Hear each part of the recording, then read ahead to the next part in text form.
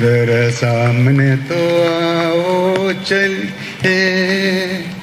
चुप चुप चलने में क्या राग है, क्यों छुप ना सकेगा परमात्मा मेरी आत्मा की ये आवाज़।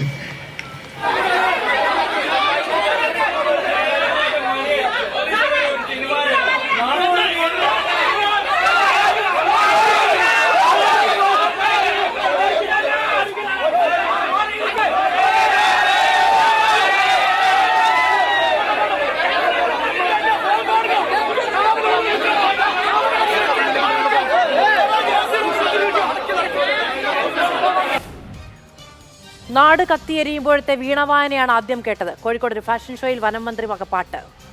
ഒരു ജനതയാകെ ജീവഭയത്തിൽ വിറങ്ങലിച്ചു നിൽക്കുമ്പോൾ വനം വകുപ്പിന്റെ കെടുകാര്യസ്ഥതയിലേക്ക് വിരൽ ചൂണ്ടുന്ന വീഴ്ചകൾ ഏറെയാണ്. അതിനിടയിലാണ് മന്ത്രിയുടെ പാട്ടുകച്ചേരി. മനുഷ്യനാണെന്നും അവന്റെ ജീവനാണെന്നുമുള്ളൊരു കരുണ അധികാരികൾക്കൊരു കുറച്ചിലൊന്നുമാവില്ല. അവിടെ ഒരു നാടുണ്ട്. കടുവ കൊണ്ടുപോയി തിന്നതിന്റെ ബാക്കി കണ്ണുനീരോടെ സംസ്കരിച്ച മനുഷ്യരുമുണ്ട്. നാടാകെയാണ് ഒന്നിച്ചെത്തിയത്. മലയോര സമരയാത്രയുമായി UDF രാഷ്ട്രീയ പ്രതിരോധത്തിനുമുണ്ട്. മലയോരം ഇളകും. നമ്മളോടൊപ്പം അതിഥികൾ കോൺഗ്രസിൽ നിന്ന് അഡ്വക്കേറ്റ് BRM ഷഫീർ, CPM സഹയാത്രികൻ Shri Biji Abraham, TC Joseph കർഷകനാണ്, വയനാട്ടുകാരനാണ്, ശ്രീ ഷാജി രാഘവൻ BJPയിൽ നിന്ന്. വിശദമായ ചർച്ചയിലേക്ക് കടക്കുകയാണ്. അഡ്വക്കേറ്റ് BRM ഷഫീർ, നിങ്ങളിപ്പോൾ മലയോര സമരയാത്രയുമായി രംഗത്തുണ്ട്. ഇന്നലെ ദൗർഭാഗ്യകരമായ ഒരു സംഭവം, ഇന്നാണ് സംസ്കാരം നടന്നത് രാധയുടെ, നമുക്കറിയാവുന്നതാണ്. ഇത്രയും ക്രൂരമായ, നിർഭാഗ്യകരമായ, നിസ്സഹായമായ, പാടില്ലാത്തത് എന്ന് മനുഷ്യരെല്ലാവരും വിചാരിക്കുന്ന ഒരു അക്രമത്തിനാണ് ആ സ്ത്രീക്ക് ഇരയാകേണ്ടി വന്നത്. നേരത്തെ പറഞ്ഞതുപോലെ കടുവ കൊണ്ടുപോയി തിന്നതിൻ്റെ ബാക്കി സംസ്കരിച്ച ഒരു മനുഷ്യർ ഒരു വശത്ത് നിൽക്കുന്നു. വയനാട് മാത്രമല്ല അല്ലേ, നമ്മുടെ മലയോര മേഖലയാകെ ഈ ഭീതിയിലൂടെയാണ് കടന്നു പോകുന്നത്. ശക്തമായ നടപടി വനം വകുപ്പിനോടും സർക്കാരിനോടും ജനം ആവശ്യപ്പെടുകയാണ്. എത്രമേൽ ഈ പറയുന്ന ഉത്തരവാദിത്ത ബോധം നമ്മുടെ സംവിധാനത്തിനുണ്ട് എന്ന് വിശ്വസിക്കേണ്ടിയിരിക്കുന്നു. വയനാട്ടിലെ മാനന്തവാടിയിൽ രാധ എന്ന് പറയുന്ന സഹോദരിയെ അദ്ദേഹങ്ങളുടെ ഭർത്താവ് പകുതി വഴിയിൽ കൊണ്ടുവന്നാക്കിയിട്ട് ജോലിക്ക് പോയതാണ്. പിന്നീട് കാണുന്നത് പകുതി കടുവ ഭക്ഷിച്ച മൃതശരീരമാണ്. ഇതൊരു പുതിയ സംഭവമല്ല. എത്ര മാത്രം ഭീകരാവസ്ഥയിലാണ് ആ സാധുക്കൾ, ആ മലയോര മേഖലയിലെ കർഷകരും പാവപ്പെട്ടവരും സാധാരണക്കാരും കഴിഞ്ഞു പോകുന്നത്. ഇവിടെ മന്ത്രിയുടെ പാട്ട് കേട്ടു. നീറോ ചക്രവർത്തി റോം കത്തിയെരിഞ്ഞപ്പോൾ വീണ വായിച്ചതുപോലെ ഈ വയസ്സാം കാലത്ത് ഈ മനുഷ്യൻ നിന്ന് പാടുകയാണ്. പാടിക്കോളൂ. ഞങ്ങളുടെ കൺസേൺ എന്താണ്? ഇവിടുത്തെ കൺസേൺ എന്ന് പറഞ്ഞാൽ 2011 മുതൽ 2025 വരെയുള്ള കണക്കെടുത്തപ്പോൾ കാട്ടാന ശല്യം കാരണം, കാട്ടാനയുടെ ഇത് കാരണം മരണമടഞ്ഞവരുടെ എണ്ണം 271. കടുവ കൊന്നവർ 11, കാട്ടുപോത്ത് കൊന്നവർ 9, പന്നി കുത്തിമറിച്ച് അപകടത്തിൽപ്പെട്ട് മരിച്ചവർ 63. 2023 മുതൽ 2023 ജനുവരി മുതൽ ഇതുവരെയുള്ള കണക്കെടുത്തപ്പോൾ, ജനുവരി മാസം 12 തീയതി മുതലുള്ള കണക്കെടുത്തപ്പോൾ 2 ഇൻസിഡൻ്റാണ് കടുവയുമായി ബന്ധപ്പെട്ട് വയനാട്ടിലുണ്ടായത്. കേരളത്തിലെ മുഖ്യമന്ത്രി അറിഞ്ഞോന്നറിയില്ല. ഒയാസിസ് എന്ന് പറയപ്പെടുന്ന മദ്യ കമ്പനിയൊക്കെ ഇവിടെ കൊണ്ടുവരാനും ഇവിടുത്തെ കുടിവെള്ളം കൊടുക്കാനുമൊക്കെ കാണിക്കുന്ന ജാഗ്രതയും ആ കമ്പനിയെ മഹത്വവൽക്കരിക്കാൻ വേണ്ടി നിയമസഭയിൽ നടത്തുന്ന പൊറാട്ട് സംസാരങ്ങളും ധിക്കാരപരമായ ശരീരഭാഷയുമെല്ലാം ജനങ്ങൾ കാണുന്നുണ്ട്. നിങ്ങൾ നോക്ക്, ഈ പഞ്ചാരക്കൊഞ്ചിയിലെ കണക്കെടുത്തപ്പോൾ മനസ്സിലാക്കാൻ പറ്റിയത് വയനാടിലെ ലാൻഡ്സ്കേപ്പിൽ മാത്രം, അതൊരു പഠനത്തിൻ്റെ ഭാഗമായിട്ട് എടുത്തതാണ്. വയനാട്, ആറളം, കൊട്ടിയൂർ, കണ്ണൂർ ഉൾപ്പെടുന്ന ഈ 80 കുറച്ച് സെക്ടർ, ആ സെക്ടറുകളിൽ മാത്രം ഉള്ള കടുവകളുടെ എണ്ണം 84 കടുവയാണ്. ഒരു കടുവയ്ക്ക് ഒരു കൊല്ലത്തിൽ 75 മാനെങ്കിലും വേണം ഭക്ഷിക്കാൻ. 75 മാന് ഭക്ഷിച്ചിട്ട് അതിനൊരു ടെറിറ്ററി ഉണ്ട്. ഒരു ആൺകടുവ മറ്റൊരു ആൺകടുവയെ അടുപ്പിക്കത്തില്ല. നഖം കൊണ്ട് വാന്തി വെച്ച് ടെറിറ്ററി ഉണ്ടാക്കുകയാണ്. അപ്പോൾ ഇത്രയേറെ കാടുണ്ടായിട്ടും കടുവകളുടെ എണ്ണം പെരുകിയപ്പോൾ അതിൻ്റെ ഡെൻസിറ്റിക്കനുസരിച്ച് അതിൻ്റെ സാമ്രാജ്യം സംരക്ഷിക്കപ്പെടേണ്ടതിൻ്റെ ഭാഗമായി പുറന്തള്ളപ്പെടുകയാണ്. അപ്പോൾ ടെറിറ്ററി കിട്ടാത്ത കടുവകൾ നാട്ടിലേക്ക് ഇറങ്ങുന്നു. ഒരു ഭാഗത്ത് അങ്ങനെ, മറുഭാഗത്ത് കണക്ക് പ്രകാരം കടുവ നമ്മുടെ നാട്ടിൽ കുറയുന്നു എന്ന് വനംവകുപ്പ് കള്ളക്കണക്ക് പറയുമ്പോൾ 2006 46 കടുവയുണ്ടായിരുന്ന കേരളത്തിൽ 2018 190 ആണെങ്കിൽ 2022 213 കടുവയാണ്. 213 കടുവയെ താങ്ങാനുള്ള ശേഷി നമ്മുടെ കാടുകൾക്കില്ല. സ്വാഭാവികമായിട്ട് കടുവ ഇങ്ങോട്ടിറങ്ങും, ജനങ്ങൾക്കിടയിലേക്ക് ഇറങ്ങും. ജനങ്ങൾക്കിടയിലേക്ക് ഇറങ്ങുമ്പോൾ അത് മാരകമായ പ്രഹരശേഷിയാകുമ്പോഴാണ് ഒരു സർക്കാർ ജാഗ്രത പാലിക്കേണ്ടത്. ഞാനൊരു കണക്ക് പറയാം. 2016 മുതൽ വന്യജീവി ആക്രമണത്തിൽ മാത്രം 1000-ഓളം വന്യജീവി ആക്രമണങ്ങൾ കേരളത്തിൽ റിപ്പോർട്ട് ചെയ്തു.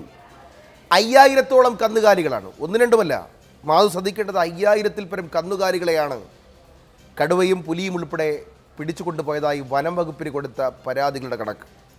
കാർഷിക മേഖലയിലെ വിലയിടിവ്, നാണ്യവിളകളുടെ വിലയിടിവ്, കാലാവസ്ഥ പ്രതികൂലമാകുന്നതിൻ്റെ സാഹചര്യം, വിലക്കയറ്റം കൊണ്ട് ജനങ്ങളുടെ പൊറുതിമുട്ടൽ, ഈ സാഹചര്യത്തിൽ നിൽക്കുന്നവർക്കിടയിൽ ഈ കാട്ടുമൃഗത്തിൻ്റെ ശല്യം സഹിക്കവയ്യാതെ ജനങ്ങൾ പൊറുതിമുട്ടുമ്പോൾ അതിനുവേണ്ടി ഒരു ചെറുവിലനക്കാൻ ഈ സർക്കാരിന് കഴിയുന്നില്ല എന്നുള്ളതാണ്. 2016 മുതൽ എന്ന് പറഞ്ഞാൽ ഞാൻ ആ കണക്കെടുത്തത് പിണറായി വിജയൻ സർക്കാർ അധികാരമേറ്റത് മുതലാണ്. 2016 മുതൽ 23 വരെ മാത്രം 69 കോടി രൂപയുടെ കൃഷിനാശം ഈ കേരളത്തിൽ ഈ വന്യജീവികൾ കൊണ്ട് ഉണ്ടായിട്ടുണ്ട്. ഒരു കാര്യം കൂടി പറഞ്ഞുകൊണ്ട് അവസാനിപ്പിക്കാം. ഇനി വന്യജീവി ആക്രമണം തടയാൻ അതൊരു പ്രധാനപ്പെട്ട പോയിന്റാണ്. 2018-19 6.28 കോടി രൂപയും 2021-24 3.8 കോടി രൂപയും ബഡ്ജറ്റിൽ അവതരിപ്പിച്ചു. കഴിഞ്ഞ ബഡ്ജറ്റിൽ മാത്രം 48.85 കോടി, അഥവാ അതിൻ്റെ 48% വന്യജീവി ആക്രമണത്തിന് വേണ്ടി ബഡ്ജറ്റിൽ പ്രഖ്യാപിച്ച പണം പോലും ഇതുവരെ ഈ സർക്കാർ, ഈ മന്ത്രി ചെലവഴിച്ചിട്ടില്ല. ശരി, ഓക്കെ. ഇതാണ് കോൺഗ്രസ് ഉന്നയിക്കുന്ന ആരോപണം. സ്വാഭാവികമായും ഇന്ന് ഈ മലയോര സമരയാത്രയുമായി UDF മുന്നിട്ടിറങ്ങുന്ന സാഹചര്യത്തിൽ ഒരു പ്രധാനപ്പെട്ട കാര്യം കൂടി നമ്മൾ പരിഗണിക്കേണ്ടതുണ്ട്. വയനാട്ടിൽ ഇന്നലെ ഉണ്ടായത്, നമ്മളിത് ഈ വിഷയം സംസാരിച്ച് ആദ്യം ഇന്നലെ സൂപ്പർ പ്രൈം ടൈമിൽ മന്ത്രി OR കേളുവിനോട് സംസാരിക്കുമ്പോൾ മന്ത്രി OR കേളു അടക്കം പറയുന്നത് ഇതൊരു പുതിയ കാര്യമല്ല. ശരിയാണ്, കഴിഞ്ഞ 10 വർഷത്തിനിടയ്ക്ക് 8 പേരെ കടുവ കൊന്നിട്ടുണ്ട് വയനാട്ടിൽ. അപ്പോൾ അതൊരു പുതിയ കാര്യമല്ല എന്നുള്ളത് ശരിയാണ്. പക്ഷെ ഓരോ ജീവനും എന്ന് പറയുന്നത് ഏറ്റവും പ്രധാനപ്പെട്ട കാര്യവുമാണ്. അപ്പോൾ അങ്ങനെയുള്ള ഒരു ജനത അഭിമുഖീകരിക്കുന്ന ഏറ്റവും വലിയൊരു പ്രശ്നം, അവർ ഈ പറയുന്ന കാര്യങ്ങൾക്കൊക്കെ, ഈ സമ്മർദ്ദ തന്ത്രങ്ങൾക്കൊക്കെ, സമ്മർദ്ദ ശക്തികൾക്കൊക്കെ പുറത്താണ് എന്നുള്ളതാണ്. ഇന്നലെ ചർച്ചയിൽ ഉന്നയിച്ച, വയനാട് സ്വദേശി ചർച്ചയിൽ ഉന്നയിച്ചൊരു കാര്യം, ഞങ്ങളൊരു വലിയ വോട്ട് ബാങ്ക് ആയിരുന്നു എങ്കിൽ ഇവരെല്ലാവരും ഞങ്ങളുടെ സുരക്ഷയ്ക്ക് വേണ്ടി, ഞങ്ങളുടെ ഏറ്റവും ചെറിയ കാര്യങ്ങൾക്ക് വേണ്ടി വന്നു നിന്നേനെ എന്നുള്ളതാണ്. ശ്രീ ബിജി എബ്രഹാം, ഇപ്പോൾ മലയോര മേഖലയിലെ ജനങ്ങൾ ഒരു ജനകീയ പ്രതിഷേധത്തിലൂടെ മാത്രമേ, ഇന്നിപ്പോൾ വയനാട്ടിൽ നമ്മൾ കണ്ടുവല്ലോ അല്ലേ, എത്ര വലിയ പ്രതിഷേധത്തിനും എത്ര വലിയ ജനകീയ രോഷത്തിനുമാണ് വയനാട് ഇന്ന് വേദിയായത് എന്നുള്ളത്. അപ്പോൾ അവർ തിരിച്ചറിയുന്നുണ്ട് അവനവൻ്റെ എല്ലാ പ്രശ്നങ്ങൾക്കിടയിൽ നിന്നും ഇനി പ്രതിരോധിക്കാതെയും പ്രതിഷേധിക്കാതെയും മുന്നോട്ട് പോകാൻ കഴിയില്ല എന്നത്. മലയോര മേഖല കേന്ദ്രീകരിച്ചൊരു വലിയ രാഷ്ട്രീയ ചലനം ഉണ്ടായി വരുന്നത് അങ്ങ് കാണുന്നുണ്ടോ?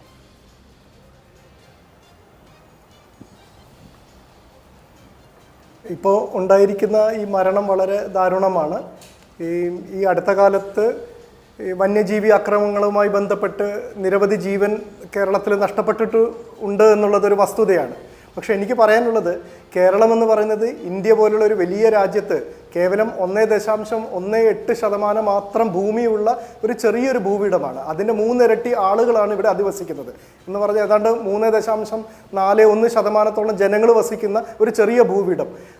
കേരളത്തിൻ്റെ 1/3 ഭാഗവും വനപ്രദേശമാണ്, 2/3 ഭാഗത്താണ് ആളുകൾ താമസിക്കുന്നത്.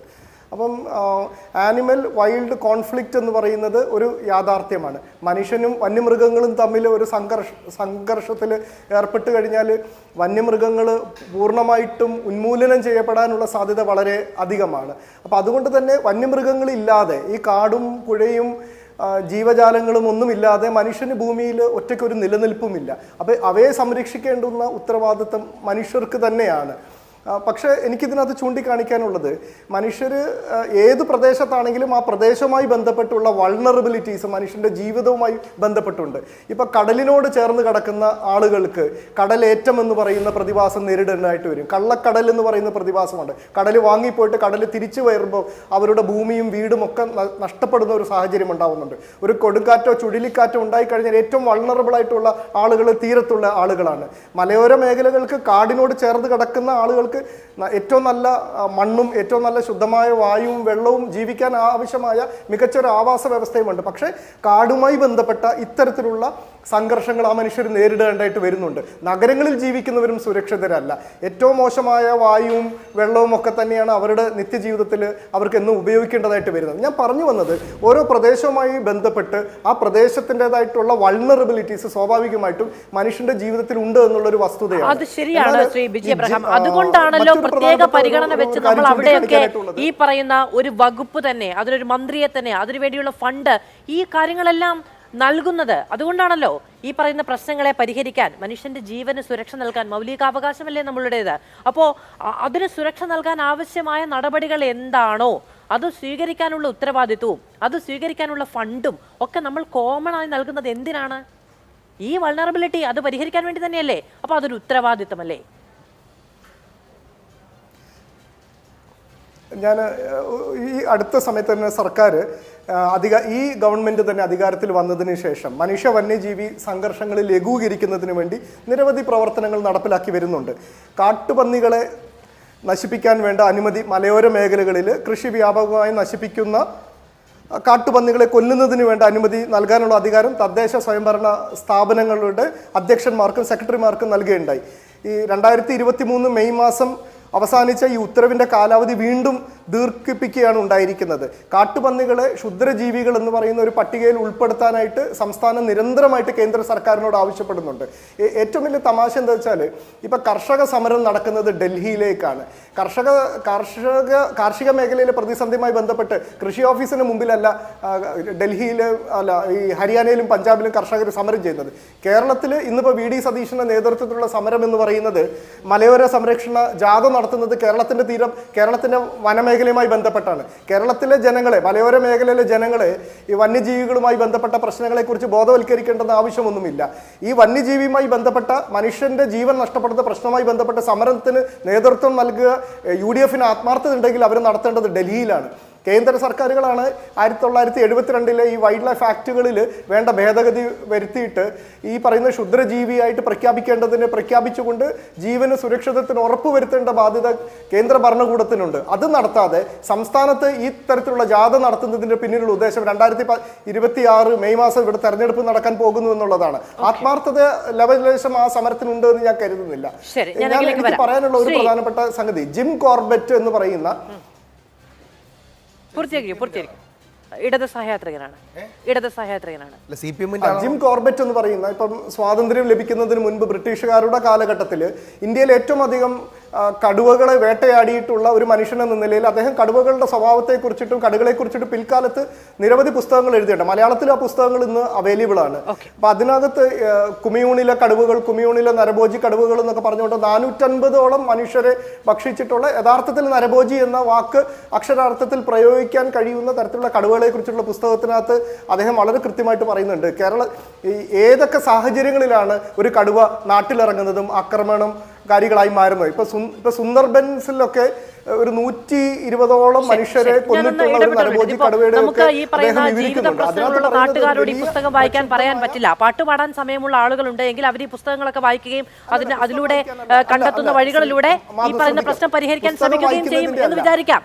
കാരണം നാട്ടുകാർക്ക് ഇത് വായിച്ചിരിക്കാൻ ഇന്ന് നമുക്ക് നിർബന്ധം പിടിക്കാൻ കഴിയില്ലല്ലോ. അപ്പോൾ പാട്ടുപാടാൻ ഇതിനിടയ്ക്കും സമയം കിട്ടുന്ന ആളുകൾ ഈ പുസ്തകം വായിച്ചതിന് പരിഹാരം ഉണ്ടാകട്ടെ എന്ന് പ്രതീക്ഷിക്കുന്നു.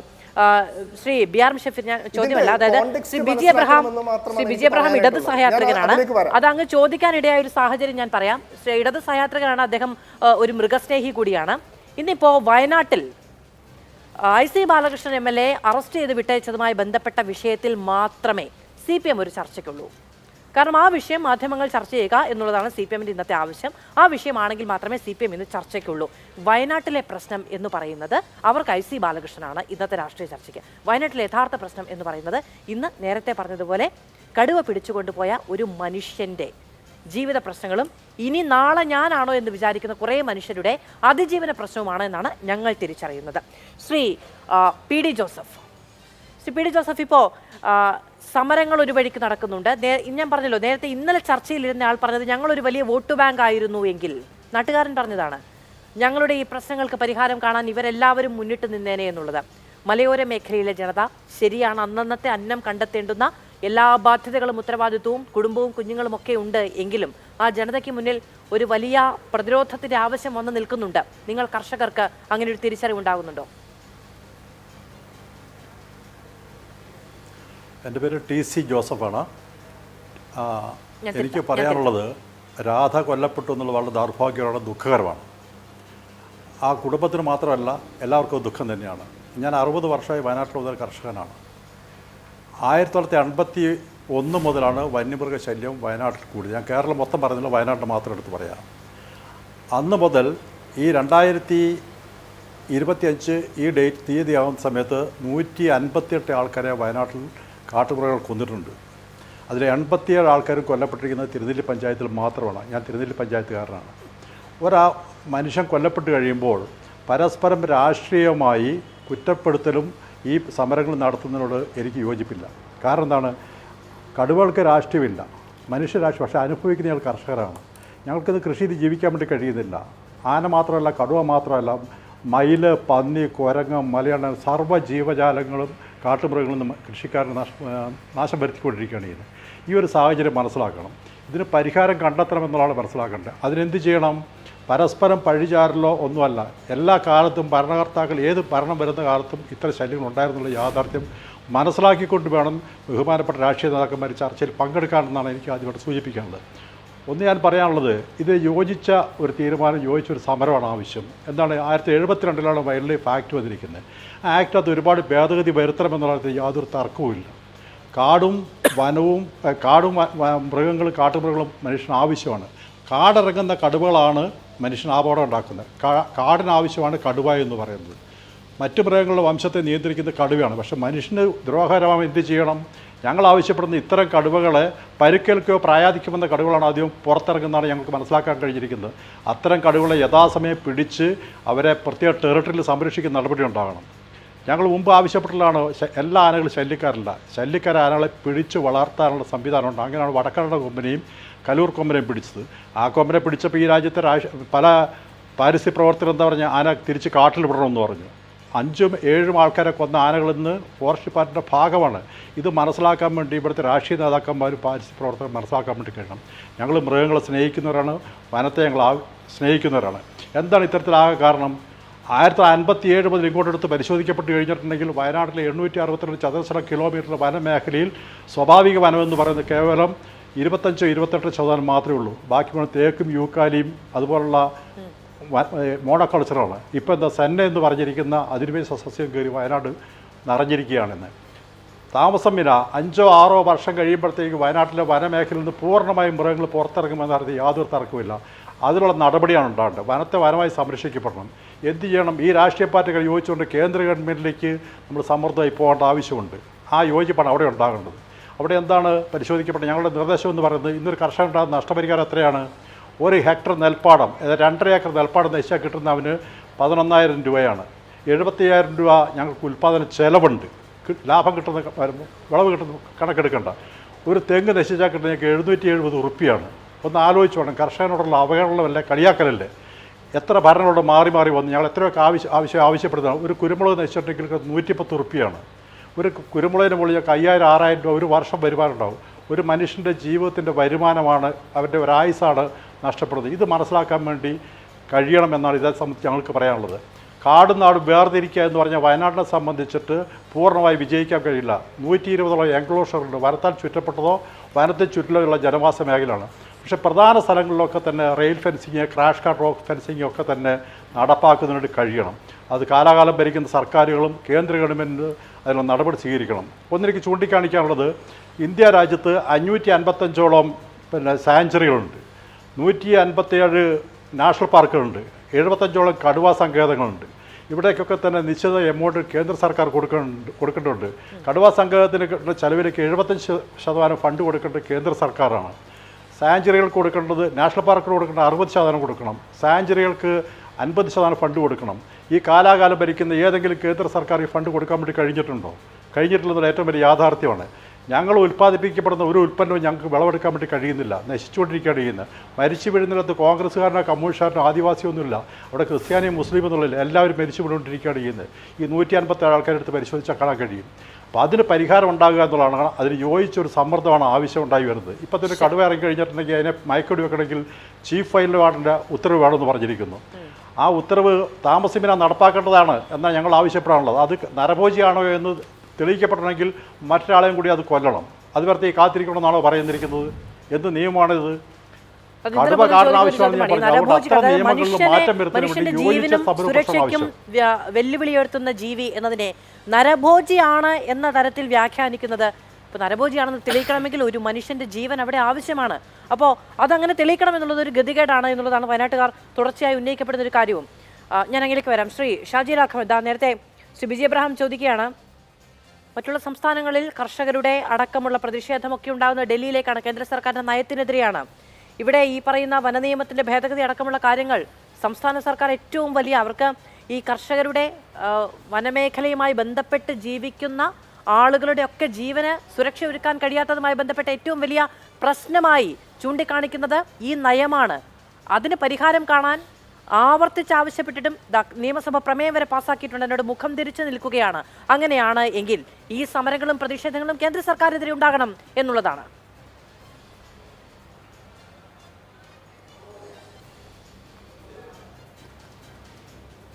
നമ്മുടെ കേരളത്തിൽ മലയോര മേഖലയിൽ അവിടുത്തെ മലയോര കർഷകർ അനുഭവിക്കുന്ന ദുരിതം ഇവിടെ ബഹുമാന്യനായ കർഷകരുടെ പ്രതിനിധിയായിട്ടുള്ള കർഷകൻ കൂടിയായ ശ്രീ TC ജോസഫ് അദ്ദേഹം വിശദീകരിക്കുകയുണ്ടായി.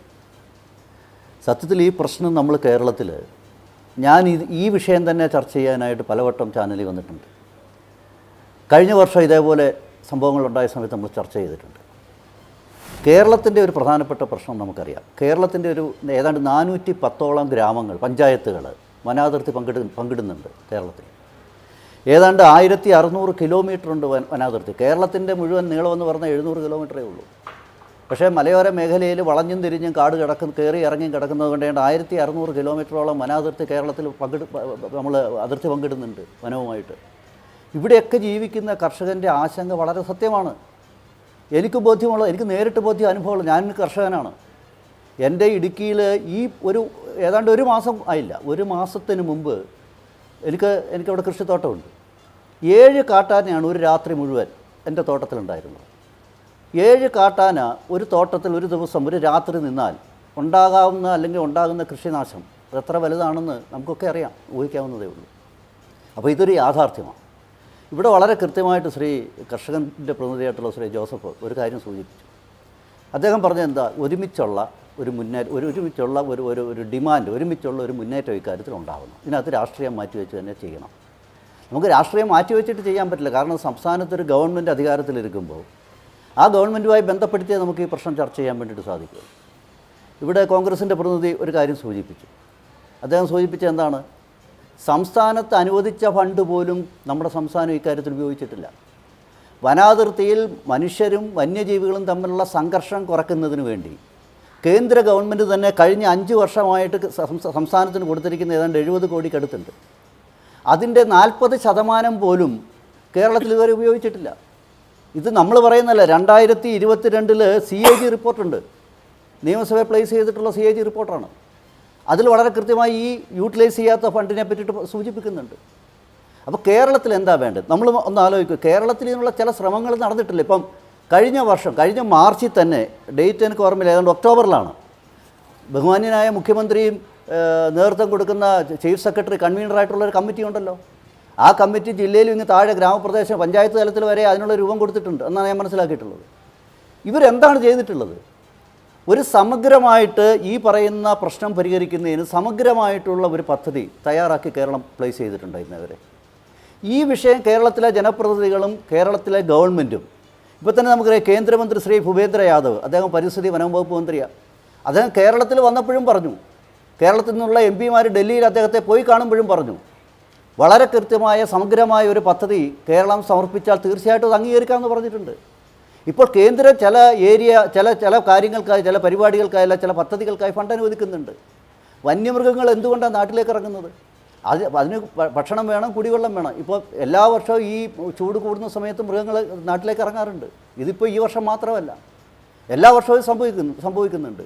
അതുകൊണ്ട് കേന്ദ്ര ഗവൺമെൻറ് കൃത്രിമ ജലാശയം വനത്തിനുള്ളിൽ ഉണ്ടാക്കാനും അതേപോലെ തന്നെ സൗരോർജ്ജ വേലി ഇതിനൊക്കെയായിട്ട് അങ്ങനെ അനുവദിക്കുന്ന ഫണ്ട് നേരത്തെ ജോസഫ് സാർ പറഞ്ഞത് ഒരു കേന്ദ്ര സർക്കാരും അത്രയും പര്യാപ്തമായ ഫണ്ട് അതിനുവേണ്ടി അനുവദിച്ചിട്ടില്ല എന്നൊരു കാര്യമാണ്. അങ്ങത് അദ്ദേഹം പറഞ്ഞ മറ്റു കാര്യങ്ങൾ ശ്രദ്ധിച്ചോ എന്ന് എനിക്കറിയില്ല, അതവിടെ നിൽക്കട്ടെ. എന്നിരുന്നാൽ പോലും അതൊരു കാര്യം, ഫണ്ട് വിനിയോഗവുമായി ബന്ധപ്പെട്ടത്.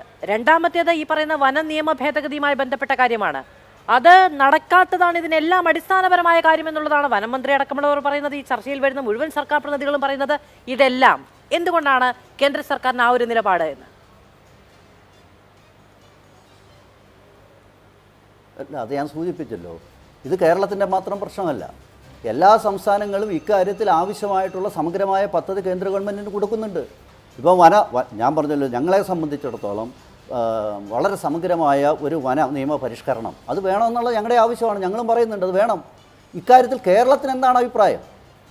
ഈ അഭിപ്രായം കൃത്യമായി ഒരു സമഗ്രമായിട്ടുള്ള റിപ്പോർട്ട് കേരളം കേന്ദ്രത്തിൽ കൊടുത്തിട്ടുണ്ടോ? കേന്ദ്രമന്ത്രി ആവശ്യപ്പെട്ടില്ലേ? കേരളത്തിൽ വയനാട്ടിൽ വന്നല്ലേ ആവശ്യപ്പെട്ടത്? ഇതുവരെ കൊടുത്തിട്ടുണ്ടോ ഇത്? ശരി, അത് കൊടുത്തിട്ടില്ല എന്നുള്ളത് യാഥാർത്ഥ്യമായിട്ട് നിലനിൽക്കുകയല്ല.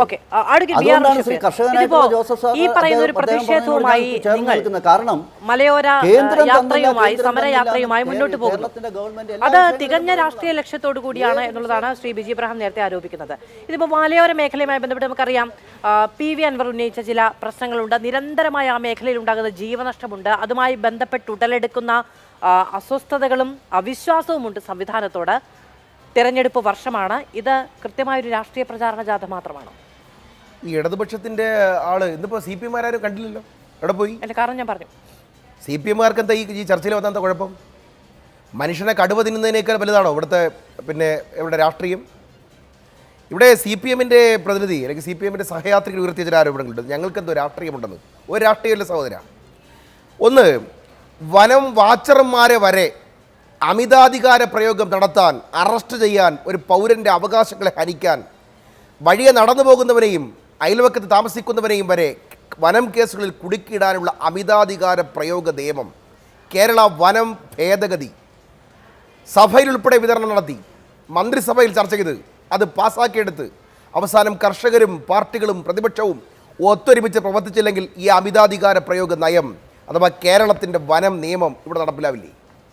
അവിടെ പ്രതിപക്ഷം കൃത്യമായി തന്നെ പ്രതികരിച്ചിട്ടുണ്ട്. ഞങ്ങൾ പ്രതികരിച്ചുകൊണ്ട് തന്നെയാണ് അതിൽ നിന്ന് പിന്തിരിഞ്ഞോടേണ്ടി വന്നത്. ഇല്ലെങ്കിൽ അമിതാധികാര പ്രയോഗ നിയമം പിണറായി വിജയൻ അടിച്ചേൽപ്പിച്ചനെ കേരളത്തിലെ വനാതിർത്തികളിലെ സാധുക്കളുടെയും കർഷകരുടെയും മുകളിൽ.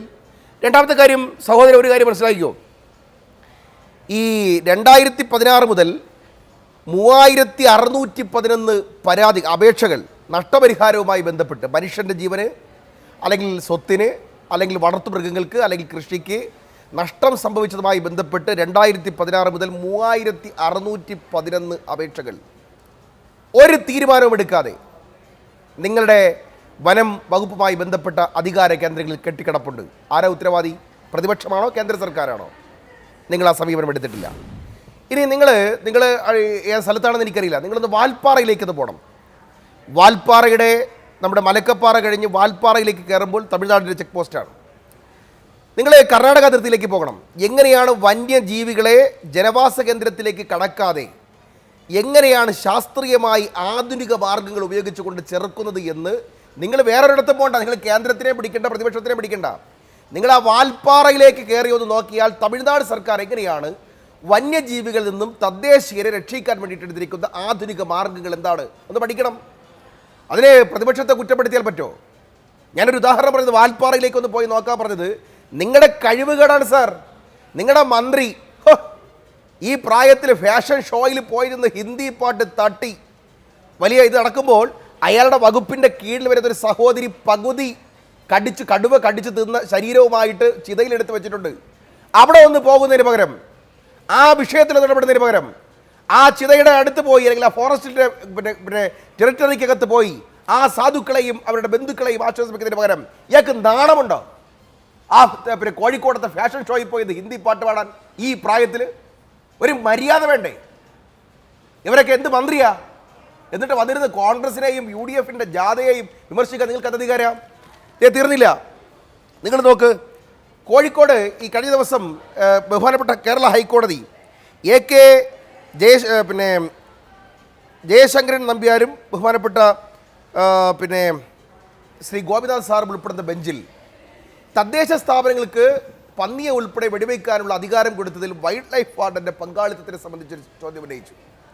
സ്വാഭാവികമായിട്ടും ആ കേസ് നടത്തേണ്ട വനവകുപ്പ് മന്ത്രിയോ അദ്ദേഹവുമായി ബന്ധപ്പെട്ടവരോ വളരെ കൃത്യമായൊരു മറുപടി കൊടുത്തുകൊണ്ട് ആ കേസ് അവസാനിപ്പിക്കുന്നതിന് പകരം കൃത്യമായ വിശദീകരണം, കർഷകന്റെ ആവശ്യകത, പന്നി ഉൾപ്പെടെയുള്ളത് പെറ്റുപെരുകുന്നതിനെ സംബന്ധിച്ച്, മനുഷ്യന്റെ ആവാസവസ്ഥയെ അലങ്കോലപ്പെടുത്തുന്നതിനെ സംബന്ധിച്ച്, അവൻ്റെ കൃഷി ചെയ്യുന്നവൻ്റെ ദുരിതത്തെ സംബന്ധിച്ച്, അവിടെ നടക്കുന്ന ഹീനമായ പ്രവർത്തനങ്ങളെ സംബന്ധിച്ച് ഒന്നൊന്ന് ഹൈക്കോടതിയെ ബോധ്യപ്പെടുത്തുന്നതിന് പകരം അവിടെ സമയം നീട്ടി ചോദിച്ചുകൊണ്ട് ഉള്ള ആനുകൂല്യം പോലും ഇനി പന്നിയെ വെടിവെക്കാൻ തദ്ദേശ സ്ഥാപനങ്ങൾ കഴിയാത്തവണ്ണം സർക്കാർ പുറകോട്ട് പോയി. ഞങ്ങളാണോ ഉത്തരവാദികൾ?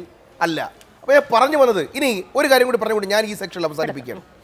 48.85 കോടി രൂപ ബഡ്ജറ്റിൽ വകയിരുത്തി.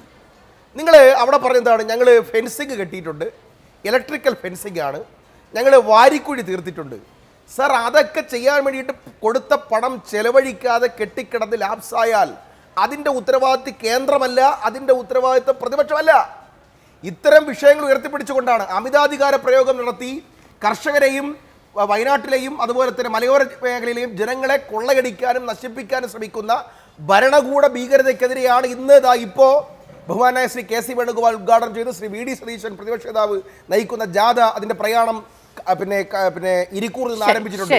അത് രാഷ്ട്രീയമല്ല, അത് ജനങ്ങളുമായി അദ്ദേഹത്തിന്റെ ഇന്റർവ്യൂവിൽ അദ്ദേഹം പറയുന്നുണ്ട്, കാട്ടാന ചവിട്ടിക്കൊന്ന ഈ കഴിഞ്ഞ ദിവസത്തെ വയനാട്ടിലെ ഒരു സഹോദരിയുടെ വീട്ടിൽ പോകുമ്പോൾ 8 വയസ്സുള്ള പൊന്നുമോള് എൻ്റെ പിതാവിനെ ആന ചവിട്ടിക്കൊന്നതുപോലെ ഇനി ഒരു മോളും എന്നെ പോലെ കരയാനിടയാകരുത് എന്ന് പറയുന്നിടത്തു നിന്നാണ് ആ പ്രതിഷേധം ഉയരുന്നത്.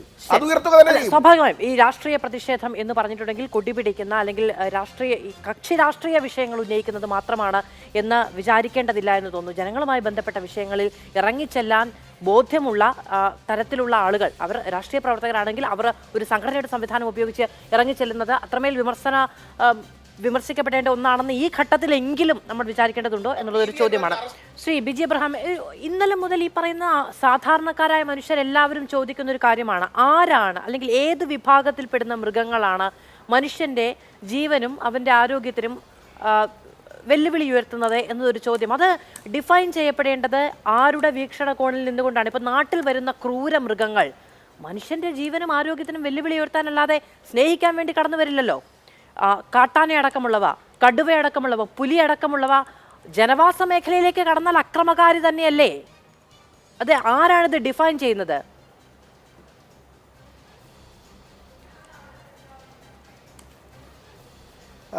ശ്രീ മാധു, അങ്ങ് ഉപയോഗിച്ച ഒരു പദത്തോട് തന്നെ എനിക്ക് വ്യക്തിപരമായി വിയോജിപ്പുണ്ട്.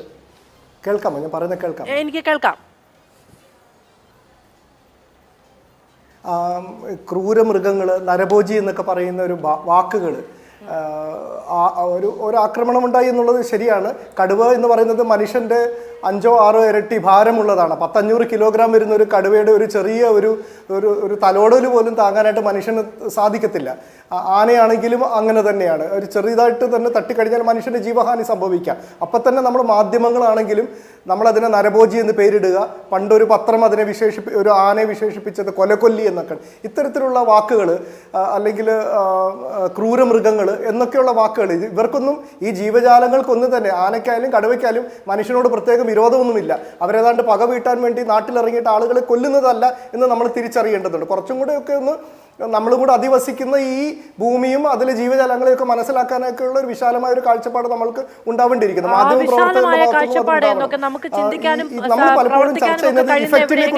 നമ്മൾ ഈ മുറിയിൽ ഈ പറയുന്ന വെളിച്ചത്തിന് നടുവിലിരുന്ന് വളരെ സുരക്ഷിതരായി സംസാരിക്കുമ്പോഴാണ് അതായത് 200 മീറ്റർ ആ സ്ത്രീയെ ഈ കടുവ പിടിച്ചു വലിച്ചുകൊണ്ട് പോയി എന്നാണല്ലോ നമുക്കുള്ള വിവരം. ഞാൻ ഇന്നലെ രാത്രി എൻ്റെ വീട്ടിൽ ചെന്നിട്ട് എൻ്റെ കുടുംബാംഗങ്ങളുമായി സംസാരിക്കുമ്പോൾ എൻ്റെ അമ്മ എന്നോട് ചോദിച്ചത്, ബോധമുണ്ടായിരുന്നായിരിക്കുമല്ലേ, കടുവ എടുത്തോണ്ട് പോവുകയാണ്, പിടിച്ചോണ്ട് പോവുകയാണെന്ന് വിചാരിച്ചിട്ടുണ്ടാകുമോ, അതിനു മുമ്പ് മരിച്ചിട്ടുണ്ടാകുമോ എന്നൊക്കെയാണ്. ഇതൊക്കെയാണ് മനുഷ്യൻ ചിന്തിക്കുന്നത്. ശ്രീ ബിജി എബ്രഹാം, അദ്ദേഹത്തിന്റെ കുടുംബത്തിൽ നിന്ന് ആരെങ്കിലും കടുവ പിടിച്ചോണ്ട് പോയാൽ നമ്മൾ ഈ ഒരു വിഷയത്തെ ഈ വിധത്തിൽ വൈകാരികമായിട്ട് ആർക്ക് വേണമെങ്കിലും പ്രസന്റ് ചെയ്യാം. കേരളത്തിലെ റോഡുകളിൽ ഇന്ത്യയിലൊട്ടാകെ റോഡ് അപകടങ്ങൾ ഉണ്ടാവുന്നുണ്ട്. ഓരോ റോഡ് അപകടങ്ങൾ ഉണ്ടാവുമ്പോൾ നിങ്ങൾ ഇപ്പോൾ പറഞ്ഞിരിക്കുന്ന അതേ വാക്കുകൾ ഉപയോഗിച്ചുകൊണ്ട് വിശേഷിപ്പിച്ചുകൊണ്ട് അതിവൈകാരികമായിട്ട് ഒരു വിഷയത്തെ നമുക്ക് അവതരിപ്പിക്കാനായിട്ട് സാധിക്കും. ഞാൻ മുമ്പ് പറയാൻ ശ്രമിച്ചത് അത് തന്നെയാണ്. നമ്മളിവിടെ കോസിനെ കുറിച്ചിട്ടല്ല ചർച്ച ചെയ്യുന്നത്, ഇഫക്റ്റിനെ കുറിച്ചിട്ടാണ്. എന്തുകൊണ്ടാണ് വന്യജീവികൾ നാട്ടിലേക്ക് ഇറങ്ങുന്നത്, ഈ ഒരു സാഹചര്യം എന്തുകൊണ്ട് ഉണ്ടാകുന്നു എന്നുള്ളത് പരിശോധിക്കണ്ടേ? അവിടെയല്ലേ അതിനെ ചികിത്സിക്കേണ്ടത്? അല്ലെങ്കിൽ ഒരു സംഭവം ഉണ്ടാകുമ്പോൾ അതിന് അതിവൈകാരികതയുടെ നിറം പിടിപ്പിച്ചുകൊണ്ട് മാധ്യമങ്ങളിൽ അവതരിപ്പിക്കുന്ന ഒരു രീതി മാധ്യമങ്ങൾക്കാവാം. പക്ഷെ ഒരു ഭരണകൂടത്തെ സംബന്ധിച്ച് ആ വിധത്തിലല്ല ആ വിഷയത്തെ പരിശോധിക്കേണ്ടത്. അതുകൊണ്ടാണ് ഞാൻ ജിം കോർബറ്റിന്റെ പുസ്തകങ്ങൾ ഈ മേഖലയിൽ അറിവുള്ള ആളുകളെ ശാസ്ത്രജ്ഞർ ഉപയോഗിക്കുന്ന വാക്കുകൾ. ശ്രീ ബിജി അബ്രഹാം, ഈ ശബ്ദധാരാവലി ഉണ്ടാക്കുന്ന സമയത്ത് നമുക്ക് ഈ മൃഗങ്ങളുടെ പ്രതിനിധികളെ കൂടി ഉൾക്കൊള്ളിച്ച് ഒരു ഭാഷയല്ലല്ലോ നമുക്ക് രണ്ടുപേർക്കും, മൃഗങ്ങൾക്കും മനുഷ്യർക്കും ഒരു ഭാഷയല്ലല്ലോ. അപ്പൊ ആ ഭാഷ എന്ന് പറയുന്നത് മനുഷ്യൻ്റെതാകുമ്പോൾ മനുഷ്യന്റെ പക്ഷത്തു നിന്നും അവന്റെ വീക്ഷണകോണിൽ നിന്നും ഉണ്ടാകില്ലേ? ശരി, നമുക്ക് അവയെ സംരക്ഷിക്കാം, നമുക്ക് അവയുടെ ഈ പറയുന്ന ആവാസ വ്യവസ്ഥയ്ക്ക് വേണ്ടി പണം ചെലവഴിക്കാം, മറ്റു പലതുമാകാം. പക്ഷേ നമ്മുടെ വീട്ടിലേക്കോ പറമ്പിലോ കയറി വന്ന നമ്മുടെ ചോരയും ജീവനും എടുത്തുകൊണ്ട് പോകുന്ന സമയത്ത് എങ്ങനെയാണ് നമ്മൾ അതിനെ ക്രൂരം എന്നല്ലാതെ വിശേഷിപ്പിക്കുന്നത്? ഞാൻ സംസാരിക്കുന്നതിനിടയിൽ ഇപ്പം തന്നെ സംസാരിക്കുക 3 വട്ടമാണ് മാധു അതിനകത്ത് ഇടപെട്ടത്. എന്നെ സംസാരിക്കാനായിട്ട് പോലും അനുവദിക്കുന്നില്ല. എനിക്ക് പറയാനുള്ളൊരു വാദം മുഖം പറഞ്ഞിട്ട് നിങ്ങൾ അതിനകത്ത് ഇടപെടുകയാണെങ്കിൽ അതിനകത്ത് രസമുണ്ട്. ഇവിടെ BRM ഷഫീർ ആണെങ്കിലും ഷാജി രാഘവനും BRM ഷഫീറിന്റെ വാക്കുകളിൽ കേന്ദ്ര സർക്കാരിനെ കുറ്റപ്പെടുത്തേണ്ട കാര്യം തന്നെയില്ല. ഇവർ കേരളത്തിലെ ഭരണകൂടം മാത്രമാണ് ഇതിനകത്ത് പ്രശ്നമെന്നൊക്കെയുള്ള അദ്ദേഹത്തിന്റെ വാക്കുകൾ ഇവർ പരസ്പരം എങ്ങനെയാണ് ഈ ഓരോ വിഷയങ്ങളെ സമീപിക്കുന്നതിന്റെ കൃത്യമായ ഉദാഹരണമാണ്. എനിക്കിപ്പോൾ തന്നെ ഏതാണ്ട് ഒരു സുഹൃത്ത് വനവകുപ്പിൽ നിന്ന് തന്നെ എനിക്ക് ഏത് വിധത്തിലാണ് സർക്കാർ ഈ ഇത്തരം വിഷയങ്ങളെ നേരിടുന്നതിന് വേണ്ടി ഇടപെടുന്നതെന്നുള്ള ഒരു റിപ്പോർട്ട് അയച്ചു തന്നിട്ടുണ്ട്. വന്യജീവി ആക്രമണം പ്രതിരോധിക്കുന്നതിന്റെ ഭാഗമായി കഴിഞ്ഞ 2 വർഷ കാലയളവിൽ ചെയ്ത പ്രവർത്തികൾ എന്തൊക്കെയാണെന്നുള്ളത്. 609 കിലോമീറ്റർ സൗരോർജ വേലി കെട്ടിയത്, 921 ലക്ഷം രൂപ അതിനുവേണ്ടി ചെലവഴിച്ചത്, തോൽപ്പെട്ടി, കുറിച്യാട്, സുൽത്താൻ ബത്തേരി എന്നിവിടങ്ങളിൽ ആന പ്രതിരോധ മതില് നിർമ്മിച്ചത്, അതിന് 67 ലക്ഷം രൂപ മുടക്കിയത്, 40 കിലോമീറ്റർ ആന പ്രതിരോധ കിടങ്ങ് നിർമ്മിച്ചത്, 1.2 kilometre crash guard rope fencing നിർമ്മിച്ചത്, 10 കിലോമീറ്റർ റെയിൽ ഫെൻസിങ്, 37.65 കിലോമീറ്റർ ഹാങ്ങിങ് സോളാർ ഫെൻസിങ്, നബാർഡിന്റെ ഫണ്ട് ഉപയോഗിച്ച് 102 കോടി രൂപയ്ക്ക് പുതിയ പദ്ധതിക്ക് കഴിഞ്ഞ മാസം ഭരണാനുമതി നൽകിയത്, വയനാട് ജില്ലയ്ക്ക് 600 കോടി രൂപയുടെ പ്രത്യേക പദ്ധതി. ഈ പദ്ധതി പ്രകാരം പ്രദേശത്ത് വിവിധ തരം പ്രതിരോധ വേലികൾ നിർമ്മിക്കുന്നത്, കൂടുതൽ വാച്ചർമാരെ നിയോഗിക്കുന്നത്, RRT എന്ന് പറഞ്ഞ ഈ പ്രൊട്ടക്ഷൻ ഫോഴ്സസിനെ രൂപീകരിക്കുന്നത്, ഇത്തരത്തിൽ നിരവധി പരിപാടികൾ സർക്കാർ ചെയ്യുന്നതിൻ്റെ കണക്കുകളാണ് ഷാജി രാഘവനും BRM ഷഫീറും പറഞ്ഞതിനൊരു മറുപടിയായിട്ട് സൂചിപ്പിച്ചെന്ന് മാത്രമേ ഉള്ളൂ. വയനാട് മേഖലയിൽ കടുവ ആക്രമണം കൂടി വരുന്നതായി ശ്രദ്ധയിൽപ്പെട്ട സാഹചര്യത്തിലാണ് പ്രദേശത്ത് ഈ RRTകളുടെ സേവനം ശക്തിപ്പെടുത്തി കൂടുതൽ കൂടുകൾ സ്ഥാപിക്കുകയും കടുവകളെ പിടികൂടുകയും ചെയ്തു. മാനന്തവാടിയിലാണെങ്കിൽ ഒരാളുടെ മരണത്തിന് കാരണമായി കടുവയെ മയക്കുവെടി വെച്ച് പിടികൂടി. വയനാട്ടിൽ കടുവകളെ പാർപ്പിക്കുന്നതിനായി പ്രത്യേക ആനിമൽ ഹോസ്പൈസ് സെന്റർ സ്ഥാപിച്ചു. ഇപ്പോൾ തന്നെ അതിൽ 7 കടുവകൾ അതിനകത്തുണ്ട്. മുൻപ് ആനയുമായി ബന്ധപ്പെട്ട പ്രശ്നം, 2 മനുഷ്യജീവന് അപകടത്തിലായ കോണ്ടെക്സ്റ്റിലാണ് PM2, PM7 എന്ന് പറയുന്ന ആനകളെ മയക്കുവെടി വെച്ച് കൂട്ടിലടച്ചത്. അതേപോലെ മൂന്നാറും ചിന്നക്കനാൽ മേഖലയിൽ ഭീതി പരത്തിയ അരിക്കൊമ്പൻ എന്ന് പറയുന്ന ആനയെ മറ്റൊരു പ്രദേശത്തേക്ക് റീലൊക്കേറ്റ് ചെയ്തത്. അപ്പോൾ ഈ വിധത്തിൽ ആനകളെ ആണെങ്കിലും കടുവകളെ ആയാലും മനുഷ്യന് ഭീഷണിയാകുന്ന നാട്ടിലിറങ്ങുന്ന ആനകളെയും കടുവകളെയും പിടികൂടിയിട്ട് അതിനെ മറ്റൊരു ആനിമൽ ഷെൽട്ടർ ഫോം ചെയ്തിട്ട് അവിടെ മാറ്റിപ്പാർപ്പിക്കുന്ന നടപടികൾ സർക്കാർ ചെയ്യുന്നുണ്ട്. എന്ന് മാത്രമല്ല മനുഷ്യരുടെ താമസിക്കുന്ന ഇടങ്ങളിൽ, അവരുടെ കൃഷിയിടങ്ങളിൽ ഇത്തരത്തിലുള്ള വന്യമൃഗങ്ങൾ ഇറങ്ങുന്നത് തടയുന്നതിന് ശാശ്വതമായ പരിഹാരം സർക്കാരുകൾ ചെയ്തുകൊണ്ടിരിക്കുകയാണ്. ഈ ഒരു സാഹചര്യം മനസ്സിലാക്കാതെ സംസ്ഥാന സർക്കാർ ചെയ്യുന്നതെല്ലാം വളരെ മോശപ്പെട്ട കാര്യവും. ഇങ്ങനെ കാര്യങ്ങൾ പറയേണ്ട ചർച്ചയിൽ ഇടപെടുമ്പോൾ ബുദ്ധിമുട്ടുണ്ടാകും. അത് പറയുന്നതിനോട് സൂചിപ്പിക്കുന്നതിനോട് എനിക്ക് എതിർപ്പൊന്നുമില്ല. പക്ഷേ ഒരു സർക്കാർ ഒരു വർഷം, ഒരു ബജറ്റ് വർഷം ചെയ്യുന്ന കാര്യങ്ങൾ, ഇതിനൊരു വകുപ്പുണ്ട്, ഒരു മന്ത്രിയുണ്ട്, സ്റ്റാഫുണ്ട്, ഉദ്യോഗസ്ഥരുണ്ട്, ഫണ്ടുണ്ട്, അടിസ്ഥാന സൗകര്യമുണ്ട്, ക്യാമറയുണ്ട്, ഇല്ലാത്തതൊന്നുമില്ല. അങ്ങനെ ഒരു വകുപ്പ് അല്ലെങ്കിൽ പിന്നെ പൂട്ടിയിട്ട് പോകണം ഇതൊന്നും ചെയ്യാനല്ല എങ്കിൽ. എന്നിട്ട് എന്ത് പരിഹാരം ഉണ്ടാകുന്നു എന്നുള്ളതാണ് ആളുകൾ ചിന്തിക്കുന്നത്. ശരി, അയ്യോ നമ്മുടെ സർക്കാർ ഇതൊക്കെ ചെയ്യുന്നുണ്ട്, അതുകൊണ്ട് നമ്മുടെ വീട്ടിലൊരാളെ കടുവ പിടിച്ചുകൊണ്ട് പോകുമ്പോൾ, ആന ചവിട്ടി കൊല്ലുമ്പോൾ നമ്മളൊന്നും പറയാൻ പാടില്ല എന്ന് അവരോട് പറയാൻ പറ്റില്ല. അതാണ് പ്രശ്നം. ഇനി പൊന്നുകൊണ്ട് പുളിശ്ശേരി വെച്ച് കൊടുത്താലും വീഴ്ച ഉണ്ടാകുമ്പോൾ ആരോട് ചോദിക്കും? സർക്കാരിനോടല്ലാതെ വേറെ ആരോടും ചോദിക്കാൻ പറ്റുമോ?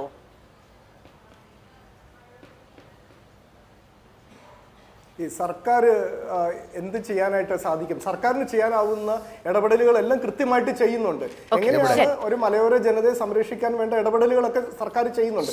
പക്ഷെ ഞാൻ അതുകൊണ്ട് തന്നെയാണ് മുമ്പ് സൂചിപ്പിച്ചത്, നമ്മൾ പലപ്പോഴും ഒരു സംഭവം ഉണ്ടാകുമ്പോൾ അതിന്റെ ഇഫക്റ്റിനെ മാത്രം ചർച്ച ചെയ്യാതെ ഇത് എന്തുകൊണ്ട് ഇതിങ്ങനെ സംഭവിക്കുന്നു എന്നുള്ളത് ശാസ്ത്രീയമായിട്ട് സംസാരിക്കുന്നതില്ല. അത്തരം പ്രശ്നങ്ങളെ നമ്മൾ പരിശോധിക്കുന്നതില്ല. കാടിന്റെ വിസ്തൃതി കുറയുന്നത്, കാലാവസ്ഥ വ്യതിയാനം മുതലുണ്ടാകുന്ന പ്രശ്നങ്ങൾ, കാടിന്റെ ഒരു ക്വാളിറ്റി അധിനിവേശ സസ്യങ്ങൾ റിപ്പോർട്ട് ചെയ്യുന്നു. അതുമായി ബന്ധപ്പെട്ട വാർത്തകൾ പ്രേക്ഷകരിലേക്ക് എത്തിക്കുന്നു. ഈ പറയുന്ന മഞ്ഞക്കൊന്ന, അങ്ങ് നേരത്തെ പറഞ്ഞല്ലോ, മഞ്ഞക്കൊന്ന അടക്കമുള്ള പ്രശ്നങ്ങൾ, വെള്ളമില്ലാത്തതിന്റെ പ്രശ്നം, ഫലവൃക്ഷങ്ങളില്ലാത്തതിന്റെ പ്രശ്നം, ഇതൊക്കെ നിരന്തരം നമ്മൾ ചർച്ച ചെയ്യുകയാണ്. അവിടെ നിന്നുകൊണ്ട് ഓരോ വിഷയം വരുമ്പോൾ മനുഷ്യന്റെ കണ്ണുനീര് കണ്ടിട്ടെങ്കിലും പരിഹാരം ഉണ്ടാകുമോ എന്ന അവസാനത്തെ ശ്രമമുണ്ടല്ലോ, അതാണ് ഇപ്പോൾ വയനാട്ടിലൊക്കെ സംഭവിക്കുന്നത്. അത് ഈ പറയുന്ന ശാസ്ത്രീയ വിശകലനങ്ങൾ ഒരുപക്ഷെ അവിടത്തുകാർക്ക് ദഹിക്കുന്നുണ്ടാവില്ല എന്ന് പറഞ്ഞു പോകുന്നതേ ഉള്ളൂ. ശ്രീ ടി.സി. ജോസഫ്, സാധ്യമായതെല്ലാം സംവിധാനം ചെയ്യുന്നുണ്ടെങ്കിൽ വയനാട്ടിൽ സംഭവിക്കുന്നത് എന്താണ്? എനിക്ക് ആദ്യമായി സൂചിപ്പിക്കാനുള്ളത് കോൺഗ്രസിൻ്റെ പ്രതിനിധിയോടെയാണ്. അദ്ദേഹം പറയുമ്പോൾ എനിക്ക് വളരെ വേദന തോന്നിപ്പോയി. എൻ്റെ അടുത്ത് കൃത്യമായി മൊബൈലിനകത്ത് കണക്കുണ്ട്. 1981 മുതൽ 2025 വരത്തേക്ക് വയനാട്ടിൽ കൊല്ലപ്പെട്ട ആൾക്കാരെ കണക്കാണ് ഞാനിവിടെ വായിച്ചത്. ക്രൈം നമ്പർ ഉൾപ്പെടെ എൻ്റെ അടുത്തുണ്ട്. ആ കാലഘട്ടത്തിൽ ഭരിച്ചിരുന്നതും ഭരണകർത്താക്കളുണ്ട്, ഒരു പാർട്ടി മാത്രമല്ല ഭരിച്ചത്. ഈ പറഞ്ഞിരിക്കുന്ന കാലഘട്ടത്തിൽ മുഴുവൻ മനുഷ്യൻ കൊല്ലപ്പെട്ടു, കൃഷിനാശം സംഭവിച്ചുകൊണ്ടിരിക്കുന്നുണ്ട്. ഇത് കേട്ടുകൊണ്ടിരിക്കുന്നത് അദ്ദേഹത്തിൻ്റെ പാർട്ടിക്കാർ കേട്ടുകൊണ്ടിരിക്കുക. അദ്ദേഹത്തിൻ്റെ പാർട്ടിക്കാർ മരണപ്പെട്ടിട്ടുണ്ട്, എൻ്റെ സുഹൃത്തുക്കൾ മരണപ്പെട്ടിട്ടുണ്ട്. അത് മനസ്സിലാക്കിക്കൊണ്ടാണ് രാഷ്ട്രീയക്കാർ ഇത്തരത്തിൽ വേദിയിൽ വന്ന് സംസാരിക്കുന്നത് അഭ്യർത്ഥിക്കാറുള്ളത്. ഞാൻ അതുകൊണ്ടാണ് സൂചിപ്പിച്ചത് യോജിച്ച ഇടപെടൽ ഉണ്ടാവണമെന്ന് പറഞ്ഞു. ഞാൻ അതിന് രാഷ്ട്രീയ പറഞ്ഞ കർഷകനാണ്. അദ്ദേഹം വയനാട്ടിൽ ഒരു സാധാരണ കർഷകനാണ്. അദ്ദേഹത്തിന് ഈ കാര്യങ്ങൾ ഏറ്റവും ആധികാരികമായി പറയാൻ കഴിയുന്ന, അല്ല, അങ്ങനെ പറയുന്നതിൽ വിമർശനമുണ്ടെങ്കിൽ അങ്ങയുടെ ഊഴത്തിൽ പറയണം. അല്ല, അങ്ങേക്ക് നിരന്തരം അല്ല, പ്രതിപക്ഷത്തായതുകൊണ്ട് വിമർശനം പാടില്ലായിരുന്നുണ്ടോ? പ്രതിപക്ഷ നേതാവ് തന്നെ വിമർശിക്കാനാണ്. കോൺഗ്രസ്സുകാർക്ക് മാത്രമേ കോൺഗ്രസിനെ വിമർശിക്കാൻ പ്രതിപക്ഷ നേതാവ് കേരളത്തിലെ ജനങ്ങളോട് പറഞ്ഞിട്ടുണ്ട്, ഞാനാണ് ഈ നാട്ടിൽ ഏറ്റവും കൂടുതൽ ഞങ്ങളെ വിമർശിക്കാമെന്ന്. ബിജെപിക്കാരുണ്ട്, ലീഗുകാരുണ്ട്, വയനാട്ടിൽ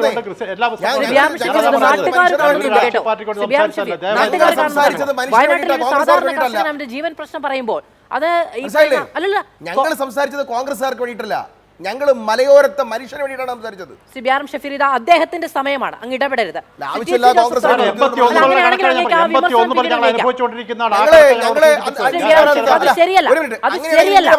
അത് ശരിയല്ല. കോൺഗ്രസിന്റെ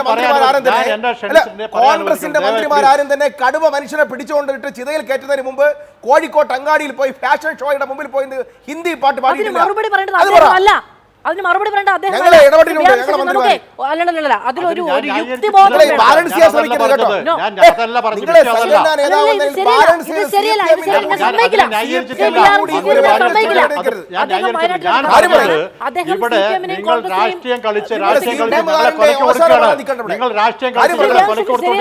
ശരിയല്ല.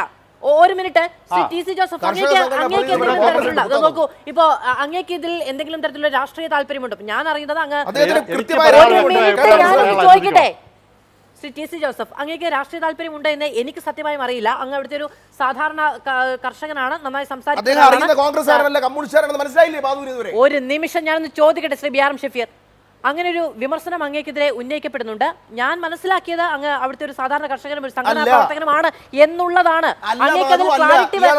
ഞാനൊന്ന് ചോദിക്കട്ടെ ശ്രീ ചോദിക്കുകയാണ് ചെയ്യുന്നത്. അങ്ങയുടെ എന്തെങ്കിലും തരത്തിലുള്ള രാഷ്ട്രീയ താല്പര്യമുണ്ടെങ്കിൽ അത് വ്യക്തമാക്കാൻ താല്പര്യമുണ്ടെങ്കിൽ അത് പറയുകയും ചെയ്യാം, മറ്റു കാര്യങ്ങളിൽ തുടരുകയും ചെയ്യാം. ഇനി ശ്രീ ബിആർ ഷഫീർ ഇടപെടില്ല, അങ്ങ് പറയൂ. ഞാൻ ആദ്യം സൂചിപ്പിച്ചതാണ്, ഇവിടെ രാഷ്ട്രീയമല്ല, എല്ലാവരും യോജിച്ച് നിൽക്കണമെന്ന് ഞാൻ ആദ്യം അഭ്യർത്ഥിച്ചൊരു മനുഷ്യനാണ്. ഞങ്ങളിൽ എല്ലാ രാഷ്ട്രീയക്കാരും ഉണ്ട് വയനാട്ടിൽ, കേരളത്തിൽ. അവർ മരിച്ചു വീഴുമ്പോൾ അവർക്ക് രാഷ്ട്രീയമില്ല, കാട്ടുമൃഗങ്ങൾക്ക് രാഷ്ട്രീയമില്ല, ജാതിയില്ല, മതമില്ല. നമ്മൾ ആദ്യം ചിന്തിക്കണം. ഇത്തരം സാഹചര്യങ്ങളിൽ യോജിച്ച് നിൽക്കണം. വനത്തിൻ്റെ നിയമങ്ങളെ സംബന്ധിച്ച് പരിഷ്കരിക്കാൻ മാറ്റം വരുത്തേണ്ടതുണ്ടെന്ന് ഞാൻ ആദ്യം സൂചിപ്പിച്ചു. അദ്ദേഹം എന്നെ രാഷ്ട്രീയക്കാരോട് ചിത്രീകരിക്കുന്നുണ്ടെങ്കിൽ ഖേദിക്കാൻ മാർഗമില്ല. ഞാൻ പറഞ്ഞെന്താണ്, ഇതിന് ശാസ്ത്രീയമായ പഠനമല്ല, അനുഭവങ്ങളാണ് നമ്മൾ ഇവിടെ മനസ്സിലാക്കേണ്ടത്. വയനാട്ടിൽ ഈ പറഞ്ഞിരിക്കുന്ന ഒരുപാട് പ്രതിരോധ സംവിധാനങ്ങൾ കൊടുത്തിട്ടുണ്ട്, പ്രായോഗികമല്ല. ഇതാണ് ഞങ്ങൾക്ക് പറയാനുള്ളത്. ബഹുമാനപ്പെട്ട മന്ത്രി OR കേളു അദ്ദേഹത്തിൻ്റെ ഫണ്ടിൽ നിന്ന് 2 കോടി രൂപ ഇതിൻ്റെ ഫെൻസിങ്ങിന് അനുവദിക്കപ്പെട്ടിട്ടുണ്ട്, പണി നടത്തിയിട്ടുണ്ട്. ആന അത് തട്ടിമറിച്ചിടുന്നുണ്ട്.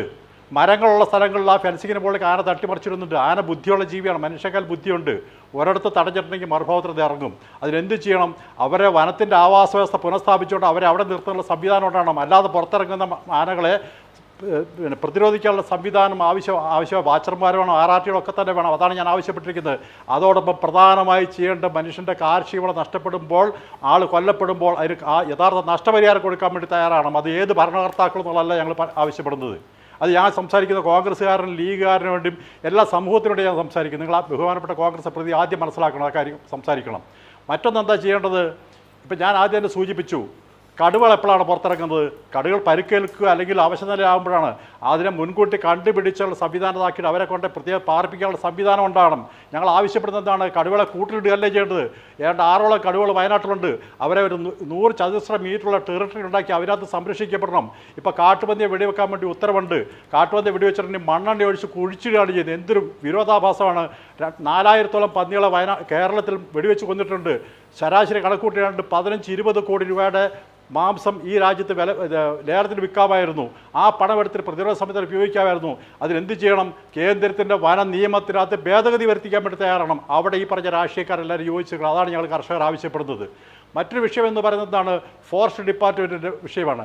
ഫോറസ്റ്റ് ഡിപ്പാർട്ട്മെൻറ്റ് RRT ഉണ്ട് എന്ന് പറഞ്ഞ് എന്ത് RRT ഉണ്ടെങ്കിലും ഉള്ള ഒരു കൃഷിക്കാരൻ്റെ സ്ഥലത്ത് ആന ഇറങ്ങുന്ന സമയത്ത് 5-6 കിലോമീറ്റർ ദൂരെ വന്നിട്ട് RRTക്കാരൻ ആന ഓടിക്കാൻ വേണ്ടി കഴിയുമോ? ആന 10 മിനിറ്റ് കൃഷി നശിപ്പിക്കും. പന്നിയെ ഓടിക്കാൻ വേണ്ടി കഴിയുമോ? ഇന്ന് എല്ലാ മൃഗങ്ങളും ശല്യം തീർന്നിരിക്കുകയാണ്. ഇത് വനത്തിൻ്റെ ആവാസവ്യവസ്ഥ നഷ്ടപ്പെടുന്ന ഏറ്റവും വലിയ യാഥാർത്ഥ്യം മനസ്സിലാക്കണമെന്നാണ് എനിക്ക് ആദ്യമായിട്ട് പറയാനുള്ളത്. മറ്റൊരു വിഷയം എന്താണ്? ഇവിടെ ഒരു വിസരം ഉണ്ടായിക്കഴിഞ്ഞിട്ടുണ്ടെങ്കിൽ അവിടെ പരസ്പര സമരങ്ങളും പ്രശ്നങ്ങളും നടക്കുന്നത് അതൊക്കെ തന്നെ വൈകാരിക തന്നെയാണ്.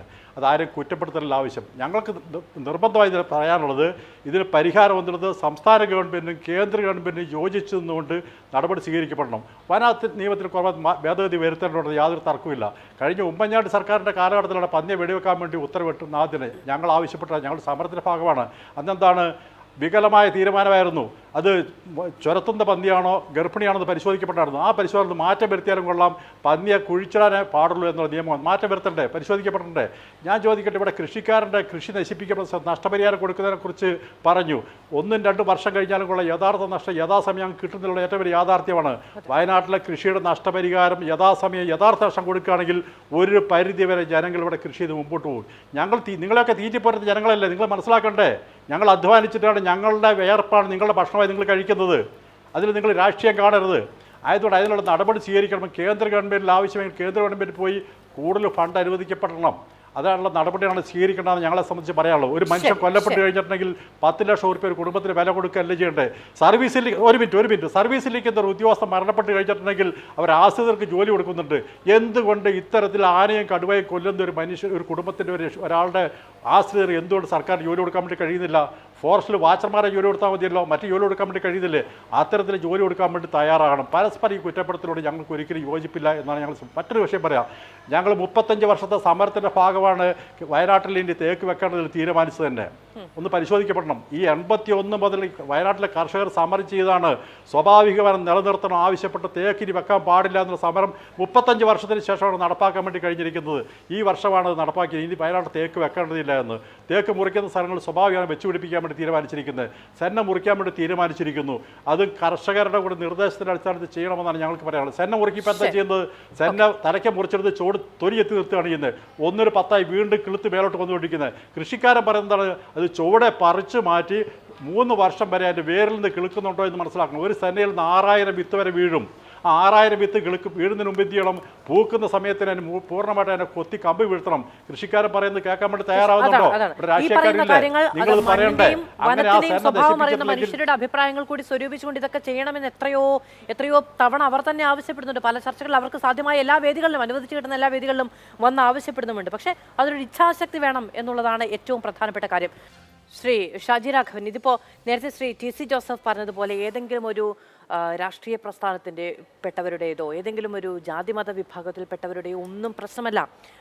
കർഷകർക്കൊപ്പം നിൽക്കുന്ന സകല മനുഷ്യരുടെയും ഏറ്റവും പ്രധാനപ്പെട്ട പ്രശ്നമായി വനമേഖലയിലുള്ള സഹജീവികളുടെ ആരോഗ്യവുമായി ബന്ധപ്പെട്ട അവരുടെ സുരക്ഷയുമായി ബന്ധപ്പെട്ട പ്രശ്നം എന്ന നിലയ്ക്ക് തന്നെ എല്ലാവരും കൈകാര്യം ചെയ്യുന്നു. ഓർത്തഡോക്സ് സഭ കഴിഞ്ഞ ദിവസം ഇതുമായി ബന്ധപ്പെട്ട ചില വിമർശനങ്ങൾ ഉന്നയിക്കുന്നുണ്ട്. ഇങ്ങനെ പലരും എന്തുകൊണ്ടാണിത് നടപ്പിലാകാത്തത് എന്നൊരു കാര്യം ഉന്നയിക്കുന്നു. ഇപ്പോൾ UDF സമരത്തിനുണ്ട്, CPM ഉന്നയിക്കുന്നത് കേന്ദ്ര സർക്കാരിനെതിരെ വിമർശനങ്ങളാണ്. നിങ്ങൾക്ക് സമരമോ പ്രതിഷേധമോ ഇല്ലേ?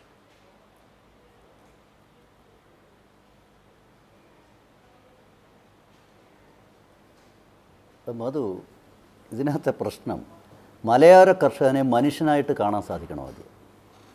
ഇപ്പോൾ ഇടുക്കി പോലുള്ള സ്ഥലങ്ങളിൽ ഗവൺമെൻറ് സ്പോൺസേഡ് മൈഗ്രേഷൻ, അവരെയൊക്കെ കുടിയേറ്റക്കാരായിട്ട് കാണാനാണ് ഇന്ന് കേരളത്തിൽ അങ്ങനെ വിവക്ഷിക്കുന്നവരാണ് ഏറിയ പങ്കും. ഈ മലയോര കർഷകനുണ്ടാക്കിയ കപ്പയും കാച്ചിലും കഴിച്ച് കേരളം കഴിഞ്ഞൊരു കാലമുണ്ട്. അവരൊക്കെ ആ പ്രദേശങ്ങളിൽ എത്തിയത് ഒരു കാലഘട്ടത്തിൽ, പ്രത്യേകിച്ച് പട്ടംതാണുള്ള മുഖ്യമന്ത്രിയായിരുന്ന ബഹുമാന്യനായ മുഖ്യമന്ത്രി ആയിരുന്ന കാലഘട്ടത്തിലാണ് ആ ഇടുക്കി പോലുള്ള പ്രദേശങ്ങൾ തമിഴ്നാടിന് നഷ്ടപ്പെടാതിരിക്കാൻ വേണ്ടിയിട്ടാണ്.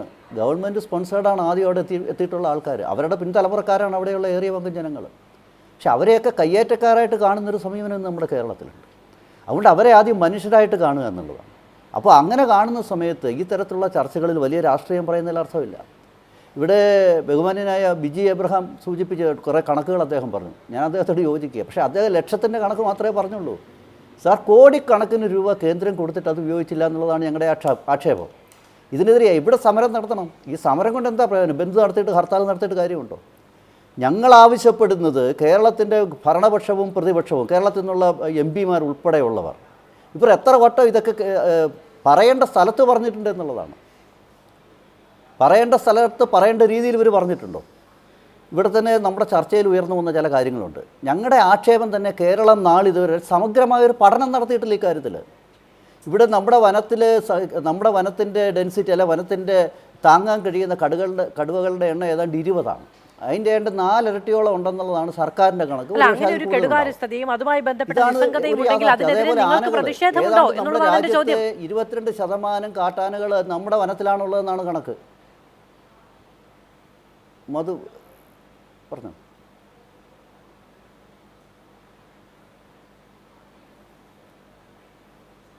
കേൾക്കാൻ സാധിക്കുന്നില്ലല്ലോ. ശ്രീ കോള് കട്ടായി എന്നാണ് ഞാൻ മനസ്സിലാക്കുന്നത്. ശ്രീ ഷാജിറാഖൻ കേൾക്കാമോ?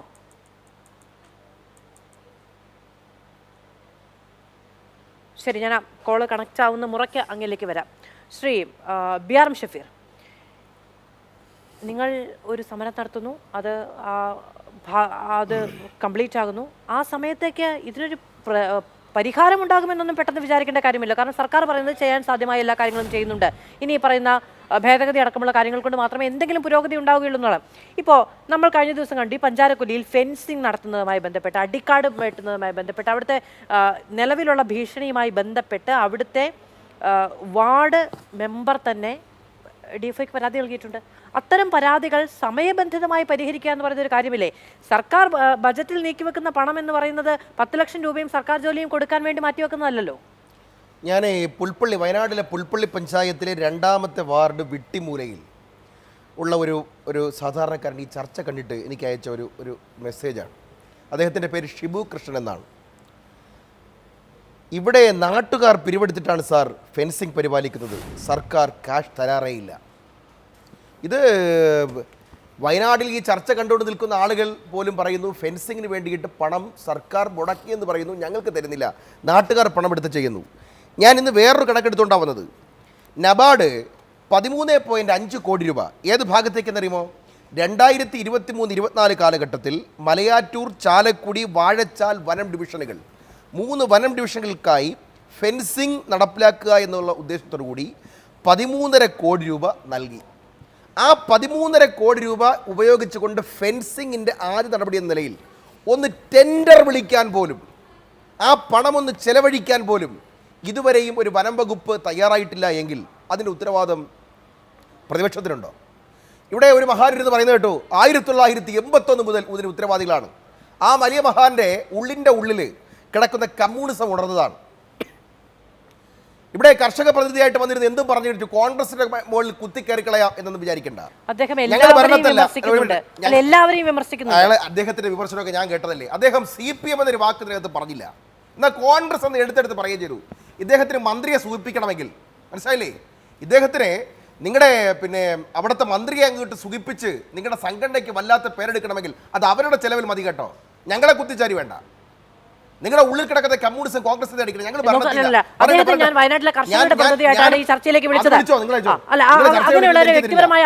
ചർച്ചയിൽ വന്നിരുന്നിട്ട് ഞങ്ങളെ ഇവിടെ കഴിഞ്ഞ 10 കൊല്ലമായി ഭരണത്തിലില്ലാത്ത കഴിഞ്ഞ 10 കൊല്ലമായി ഭരണകൂടത്തിന്റെ ഭാഗമായി ഒരു രൂപ പോലും ചെലവഴിക്കാൻ വിധിക്കപ്പെടാത്ത ഞങ്ങളെ കുത്തണ്ട.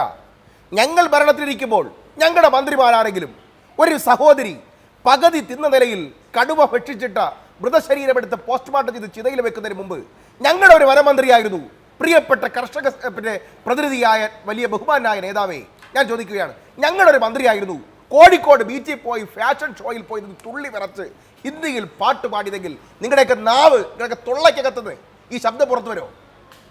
നിങ്ങൾ ചാടി കുത്തില്ലേ? എന്തേ ഈ ചർച്ചയിൽ ഒരിടത്തും തന്നെ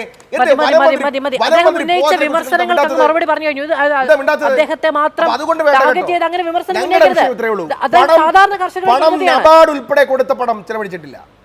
3611 അപേക്ഷകൾ നഷ്ടപരിഹാരത്തിന് വേണ്ടി ഇവിടുത്തെ സാധാരണക്കാർ, കൃഷിക്കാർ, പാവപ്പെട്ടവർ കൊടുത്ത അപേക്ഷകൾ വനംവകുപ്പിൽ കെട്ടിക്കിടപ്പുണ്ട്. ഒരു നടപടിയില്ല. മറ്റു സംസ്ഥാനങ്ങൾ എടുക്കുന്ന പ്രിക്കോഷൻസുകൾ എടുക്കാൻ നടപടിയില്ല. വനം മന്ത്രി പോട്ടെ, കേരളത്തിലെ മുഖ്യമന്ത്രി വിടുകയാണ്. വനം മന്ത്രി ഇന്ന് എവിടെ നിൽക്കേണ്ടത്? മാധു, വയനാട് ക്യാമ്പയിൻ അല്ല, എന്റെ ചോദ്യം മാധുവിനോടാണ്. മാധുവിന്റെ രോഷം കണ്ടുകൊണ്ട് ചോദിക്കുകയാണ് ഞാൻ. മാധു സജിയോട് ചോദിക്കുന്നു, ഇന്ന് ഈ വനം മന്ത്രി എന്ന് പറയുന്ന മഹാൻ നിൽക്കേണ്ടത് എവിടെയാ? വയനാട് നിൽക്കണം. എവിടെ നിൽക്കണം? ആ ചിതയിലേക്ക് എടുത്തു വെക്കുമ്പോൾ അവിടെ നിൽക്കണ്ടേ? ആ കുടുംബത്തെ ആശ്വസിപ്പിക്കണ്ടേ? അതിനെക്കുറിച്ച് ഈ മഹാൻ മിണ്ടിയോ? ഈ കർഷക പ്രതിനിധി എന്തിനാണ് അദ്ദേഹത്തെ തന്നെ ടാർഗറ്റ് ചെയ്യുന്നത്? അല്ലല്ല, ഒരു മിനിറ്റ് ശ്രീ ബി ആർ അല്ല, കോൺഗ്രസ് ഇന്നത് ചെയ്തില്ല എന്നല്ല പറഞ്ഞത്.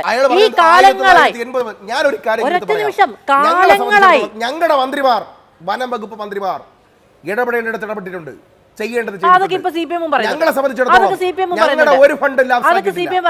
വയനാട്ടിലുള്ള പ്രശ്നം ഈ പറയുന്ന 2016 മുതൽ പൊട്ടിമുളച്ചതുമല്ല, 2080 മുതൽ പൊട്ടിമുളച്ചതുമല്ല. ഇത് കാലങ്ങളായുള്ള പ്രശ്നമാണ് അവിടെ. അപ്പൊ കാലങ്ങളായി മാറി മാറിയുള്ള സർക്കാരുകൾ ഭരിച്ചിട്ടുണ്ട് എന്ന് മാത്രമേ അദ്ദേഹം പറഞ്ഞുള്ളൂ. ഒരാളെ ഒരു കടുവ പിടിക്കും, രണ്ടാമതും കടുവ പിടിക്കും, 10 തവണ കടുവ പിടിച്ചാൽ അതിന് ഉത്തരവാദി ആരാ? ഞങ്ങൾ കോൺഗ്രസ്സുകാരാണോ? ഒരു സർക്കാരിന്റെ കാലത്ത് ഒരു കോൺഗ്രസിന്റെ ഒരു ഗവൺമെന്റിന്റെ ഭാഗത്താണ് ഒരു കടുവ ഒരു മനുഷ്യനെ പിടിച്ചു, ശരി, സ്വാഭാവികമായി സംഭവിക്കാം. രണ്ടാമതും പിടിച്ചു, അത് സംഭവിക്കാം. 12ാമത്തെ തവണയും കടുവ ഇറങ്ങി മനുഷ്യനെ കടിച്ചു തിന്നു കഴിഞ്ഞിട്ട് പോയ ശേഷവും അത് രാഷ്ട്രീയമാണ്. നിങ്ങൾ രാഷ്ട്രീയമായി ഉന്നയിക്കരുതെന്ന് പറയുന്നതിൽ എന്ത് അർത്ഥമാണുള്ളത്? ശരി ശരി, അല്ല ഞാൻ അത്ര പറഞ്ഞുള്ളൂ. ഒരു വളരെ സാധാരണക്കാരൊരു കർഷകന് കാലങ്ങളായി ഒരു minute Shri B R Shafeer, അങ്ങനെ കാലങ്ങളായി അവിടെയുള്ള സർക്കാരുകളെ വിമർശിക്കാനുള്ള അധികാരവും ധാർമ്മിക അവകാശവും ഒക്കെ സാധാരണ വോട്ടർമാർക്ക് ഉണ്ടെന്നാണ് ഞാൻ വിചാരിക്കുന്നത്. ഒറ്റ മിനിറ്റേ ഉള്ളൂ, പൂർത്തിയായിരിക്കും. Shri T C Joseph. ഒരു മിനിറ്റ് മാധു, ഒറ്റ മിനിറ്റ് ഞാൻ പറയട്ടെ.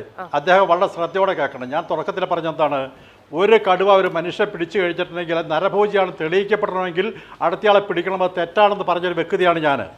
മറ്റൊന്ന് ഞാനെന്താ പറഞ്ഞിരിക്കുന്നത്, മനുഷ്യന് ഇവിടെ സംരക്ഷണം കൊടുക്കുന്നതിൽ ഒരുപാട് പരാജയം സംഭവിക്കപ്പെട്ടിട്ടുണ്ട്, കാലാകാലം സംഭവിക്കപ്പെട്ടിട്ടുണ്ട്. കൃഷി നഷ്ടത്തിന് യഥാർത്ഥ നഷ്ടപരിഹാരം കിട്ടുന്നില്ല. ഇത് ഞാൻ സൂചിപ്പിക്കപ്പെട്ടാണ്. മന്ത്രി അവിടെ പോയിട്ട് ഗീത വായിക്കുകയോ അല്ലെങ്കിൽ ഡാൻസ് കളിച്ചിട്ടുണ്ടെങ്കിൽ ഞാൻ ന്യായീകരിച്ചിട്ടില്ല. പ്രിയ സുഹൃത്തെ, നിങ്ങൾ വെറുതെ എന്നെ തെറ്റിദ്ധരിക്കരുത്. ഞാനത് ന്യായീകരിച്ചിട്ടില്ല, ഞാൻ ആ വാക്കേ പറഞ്ഞിട്ടില്ല, മനസ്സിലാക്കണം. മറ്റെന്താ ഞാൻ പറഞ്ഞത്, ഇത് ഇന്നും ഇന്നലെ തുടങ്ങിയിരിക്കുന്നത് ഞങ്ങൾ വർഷങ്ങളായി നിലവിളിക്കുന്നവരാണ്. ഞങ്ങൾക്ക് പരിഹാരം ഉണ്ടാക്കി. അതിന് നിങ്ങൾ എന്ത് ചെയ്യണം? രാഷ്ട്രീയത്തിന്റെ ഇത്തരം പ്രസംഗം മാറ്റിയിട്ട് എല്ലാവരോടും യോജിച്ചപ്പെടാൻ ഞാൻ അഭ്യർത്ഥിച്ചത്.